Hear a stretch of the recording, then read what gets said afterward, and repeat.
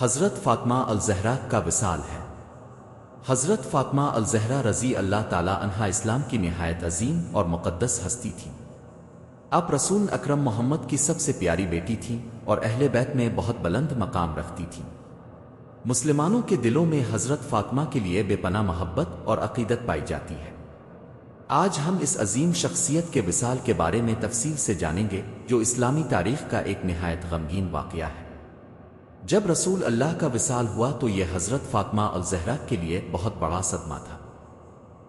آپ اپنے والد سے بے حد محبت کرتی تھیں اور ان کی جدائی کو برداشت کرنا آپ کے لیے بہت مشکل تھا۔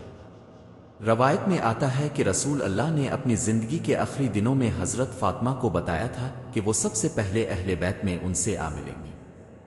یہی وجہ ہے کہ رسول اللہ کے وصال کے بعد حضرت فاطمہ کا دل بہت غمگین رہتا تھا اور وہ اکثر اپنے والد کو یاد کیا کرتی تھی۔ تاریخی روایات کے مطابق حضرت فاطمہ الزہرا کا وصال رسول اللہ کے وصال کے تقریباً 6 ماہ بعد ہوا۔ بہت سے مورخین کے مطابق یہ واقعہ 3 رمضان 11 ہجری کو پیش آیا، جبکہ بعض روایات میں 13 رمضان 11 ہجری بھی ذکر کیا جاتا ہے۔ جب حضرت فاطمہ کی طبیعت زیادہ خراب ہوئی تو اہل بیت کے افراد اور صحابہ کرام کو اس بات کا شدید غم ہوا کہ رسول اللہ کی پیاری بیٹی اب اس دنیا سے رخصت ہونے والی ہے۔ حضرت فاطمہ الزہرا نے اپنی زندگی سادگی اور عبادت میں گزاری۔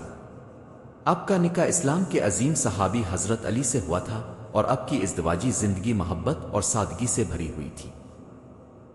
جب اب کی بیماری زیادہ بڑھ گئی تو حضرت علی اور گھر کے دوسرے افراد اب کی خدمت میں مصروف رہے۔